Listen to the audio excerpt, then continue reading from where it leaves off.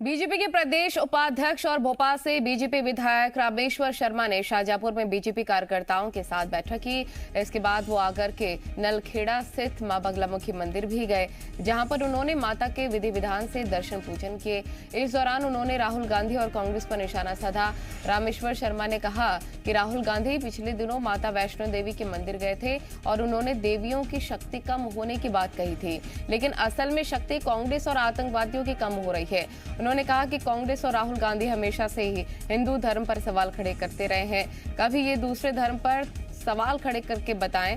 वहीं उन्होंने दिग्विजय सिंह को भी आड़े हाथों लिया। उन्होंने कहा कि दिग्विजय सिंह स्वयं तालिबानी है, उनकी 10 से 20 साल की संगत इस्लामिक हो गई है, इसलिए उनको हर हिंदूवादी वैसा ही लगता है।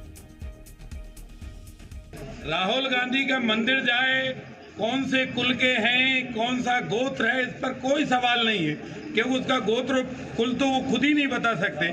सवाल इस बात का है कि राहुल गांधी जी, आप मां वैष्णो के दर्शन करने गए थे, आप भगवान नहीं हैं, आप कैसे बता सकते हैं कि देवियों की शक्ति कम हो रही है? शक्ति कम हुई होगी कांग्रेसियों की, शक्ति कम हुई होगी आतंकवाद की, शक्ति कम हुई होगी उन देशद्रोहियों की जो भारत को मिटाना चाहते हैं। दुर्गा की शक्ति का कम आकलन करने वाले तुम कौन विधाता हो?